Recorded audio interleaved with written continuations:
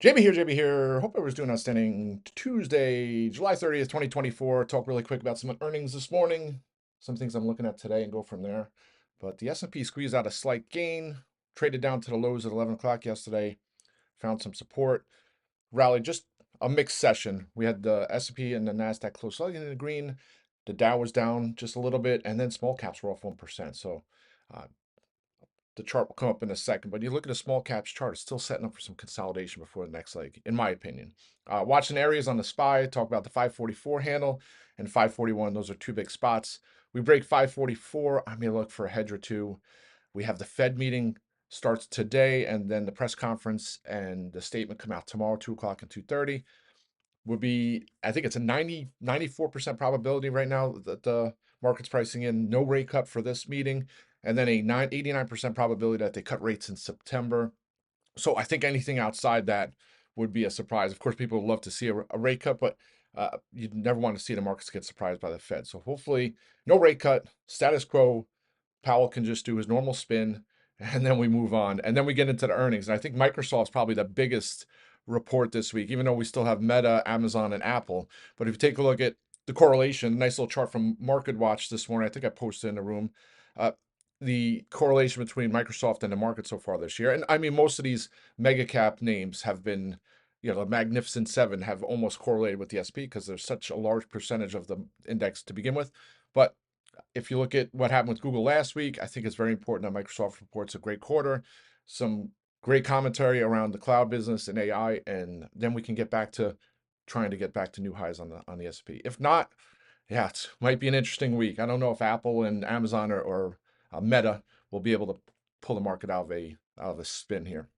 And then last but not least, the small caps still chopping around 217 to 227.50. So that's kind of the chop zone. And then once we break out, that bull flag is still setting up. And I think that gives us another 12 and a half or so on the IWM, which puts us around 240 or so.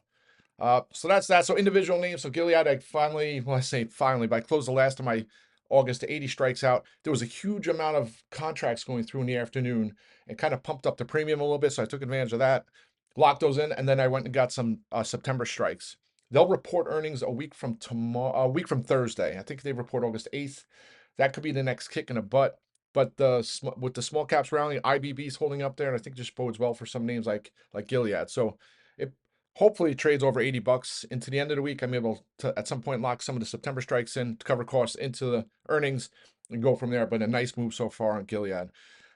That's one, two, Square. So PayPal, which kind of I've been watching PayPal for a while. There was a nice article in Barron's in the spring talking about the PayPal becoming like a value stock, and it's trading. It's been in a 2-year rut, PayPal, since I guess it went from being a growth story to a value stock. I guess what people are calling it. And there were concerns, competitive concerns. There's a lot of transactional platforms out there that are competing with PayPal. They've been trying to find new ways to grow the business. I think most recently in the last couple months that they've put AI on their website, right? I mean, it's a big buzzword, but I mean everybody's doing it, right? But you see this morning, big beat and raise. They also raised their buyback authorization to $6 billion. They what else did they do? Well, needless to say, the stock is gapping. So even if they posted in line numbers, I think the stock would have done well. But this could be the bottom for it, and maybe it starts to run into the 70s and 80s. I'm not saying it happens today, but I may look for some inexpensive strikes if there are any at the open to play PayPal for higher over the coming months. And then you have Square, well, Block. So Block is running up in sympathy with the PayPal earnings. I think that just bodes well for the earnings that are going to be out Thursday after the close. I did add more Square strikes yesterday.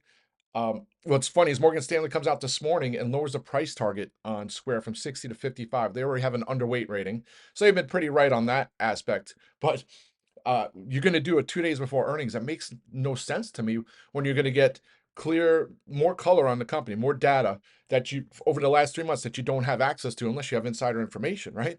So just mind-boggling, you change your price target 2 days before earnings because you might have to readjust that once the earnings report comes out. But stock is up here at 62.50.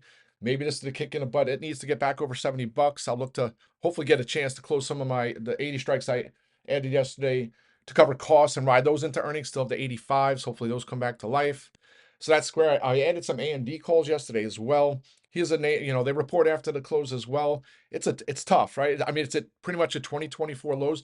I think the lows were back in January is 138. It traded down to 138 and change yesterday. It's at 140 now. Just because of that 2024 lows doesn't mean it's going to bounce here. I mean, they could report a horrible quarter. The stock is under its 200-day moving average, something it hasn't done since November of last year.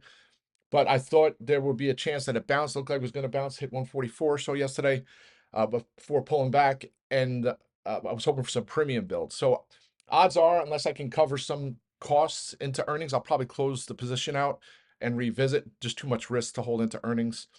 I mean, if they do have a post a monster quarter, maybe it trades up into the 150s, 160s. But that's kind of the thought process there in AMD.